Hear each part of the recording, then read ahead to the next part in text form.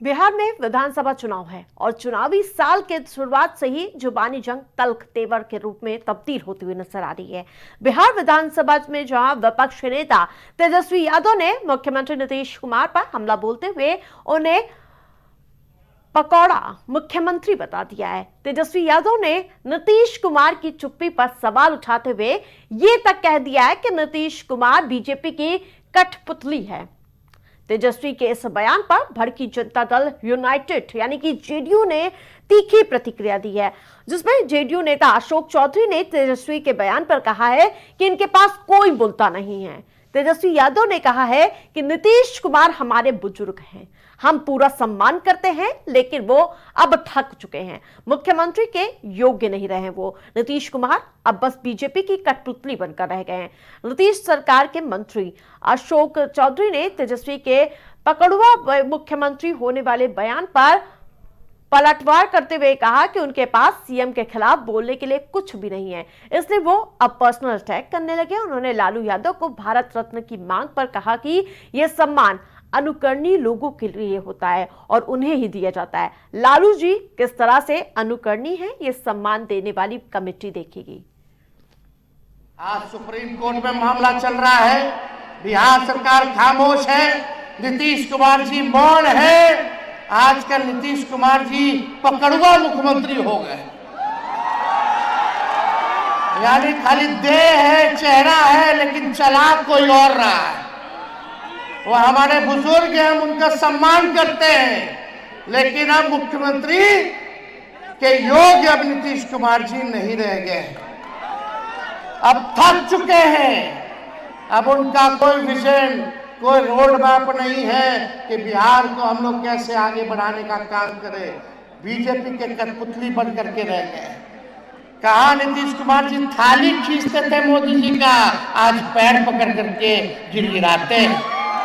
कितना परिवर्तन। और ज्यादा अपडेट के साथ सहयोगी शहबाज हमारे साथ जुड़ चुके हैं। शहबाज, आप देख पा रहे हैं दिल्ली विधानसभा चुनाव खत्म नहीं हुआ है, वहां दूसरी ओर बिहार में इन दिनों जुबानी जंग तेज हो चुकी है, कैसे देखते हैं इस सियासत को?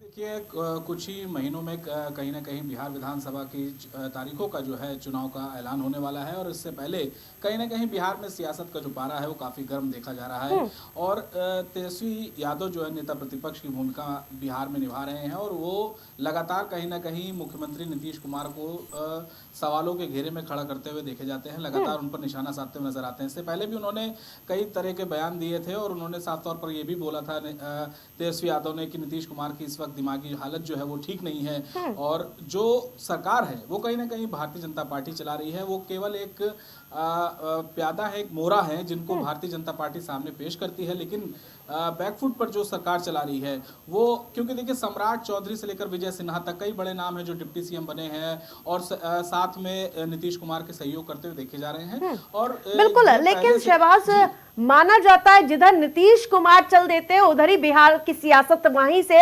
मुख्यमंत्री किसका बनना है और साथ ही किसकी पार्टी इस बार चुनाव में जीतने वाली है वो साबित हो। अब कठपुतली बता देना, देखिए पिछड़ों के बड़े नेताओं में उनकी गिनती होती है नीतीश कुमार की, और जो बिहार में उनकी सियासत है उससे अभी कहीं ना कहीं तेजस्वी यादव भी अकेले दम पर अभी पार पाते नहीं दिखाई दे रहे हैं। पिछली बार भी देखा गया था तेजस्वी यादव की काफ़ी लहर थी बिहार में और जिस हिसाब से बताया जा रहा था कि तेजस्वी यादव कुछ असर जो है वो करते हुए देखे जाएंगे, तो लेकिन जब रिजल्ट आए थे तो अब कहीं ना कहीं नीतीश कुमार ने अकेले दम पर ही खेला कर दिया था और नीतीश कुमार अकेले दम पर ही कहीं ना कहीं बिहार की सियासत में एक अकेले किंग बनकर जो है उभरते हुए नजर आए थे। बिल्कुल, लेकिन एक तरफ जहां इंडिया गठबंधन डोरे डालते हुए नजर आ रहा था नीतीश कुमार को, अभी हाल ही में आपने देखा था जिस प्रकार से आदित्य ठाकरे जगह जगह जा रहे थे, चाहे केजरीवाल से मुलाकात की बात की जाए या फिर राहुल गांधी से, उन्होंने कहा कि जो हमारे साथ हुआ नीतीश जी आपके साथ भी हो तो आप चेता जाइए। देखिए नीतीश कुमार को हर एक पार्टी, हर एक सियासतदान अपने पाले में लाने की कोशिश जरूर करता है, चाहे चुनाव बिहार का हो या फिर राष्ट्रीय या फिर देश का चुनाव हो। देश के चुनाव से पहले भी देखा गया था, इंडिया गठबंधन में उनको लाने की कवायद जो है की गई थी, फिर उनको साथ जोड़ा गया था। उसके बाद आपसी मतभेद हुए, जिसके वजह से नीतीश कुमार अलग हुए। उसके बाद जब नीतीश कुमार ने भाजपा का दामन एक बार फिर से थामा, तो उन्होंने इस बार एक कसम खाई कि इस बार जो है वो भारतीय जनता पार्टी से अलग नहीं होंगे, और जो उनसे गलतियां हुई या जो उन्होंने फैसले लिए थे, अब ऐसे फैसले लेते हुए वो दिखाई नहीं देंगे। उनकी जो पार्टी है, अब वो भारतीय जनता पार्टी के साथ हमेशा जिंदगी भर का साथ जो है उन्होंने, नीतीश कुमार ने भरे मन से मीडिया के सामने भी ये बयान दिया था आरती, और इंडिया गठबंधन को तगड़ा झटका लगता हुआ भी देखा गया, क्योंकि नीतीश कुमार पिछड़ों के एक बड़े नेताओं में उनकी गिनती होती है और एक बड़ा चेहरा है देश की राजधानी बिल्कुल। एक समीकरण ये भी एक सामने आ रहा है शहबाज कि अगर बीजेपी बड़ा भाई बन के रोल, यानी कि अब की भी उनकी अगर ज्यादा सीटें होती तो महाराष्ट्र न दोहरा दिया जाए। जी बिल्कुल, ऐसा महाराष्ट्र जैसे ही समीकरण कुछ बिहार में भी देखने को मिल रहा है, क्योंकि जैसे माना जा रहा था एक महाराष्ट्र में जिस तरीके से एकनाथ शिंदे और अजीत पवार की जो पार्टी जो सपोर्टिव में थी भारतीय जनता पार्टी के साथ, लेकिन जब रिजल्ट आए तो कहीं ना कहीं भारतीय जनता पार्टी ने अकेले दम पर महाराष्ट्र की सियासत पे एक तरफ जो है भूचाल ला दिया था। कुछ वैसा इस बार जो समीकरण, क्योंकि जो सियासतदान है, जो राजनीतिक विश्लेषक है, उनका मानना यही है कि इस बार बिहार में बड़ा खेला भारतीय जनता पार्टी करने वाली है अकेले दम पर। जी बिल्कुल, तमाम अपडेट के लिए धन्यवाद शहबाज। लेकिन जिस प्रकार से लगातार चुनावी सुरपुकाहट तेज हो जाती है, वैसे जुबानी जंग भी लगातार बदस्तूर जारी है।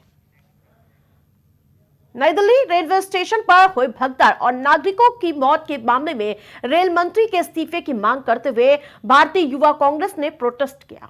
इस दौरान लोगों के हाथों में तख्तियां भी नजर आई और पुतले भी जलाए गए। बीते शनिवार को दिल्ली स्टेशन पर हुए बड़े हादसे के बाद 18 लोगों की मौत हो गई थी और काफी लोग घायल भी हुए थे। दरअसल पहले पुलिस की रिपोर्ट सामने आई थी जिसमें यह बताया गया कि भगदड़ में 18 लोगों की मौत हुई थी, लेकिन आरपीएफ की रिपोर्ट में दावा करती हुई नजर आई कि घटना में सिर्फ 20 लोगों की ही जान गई।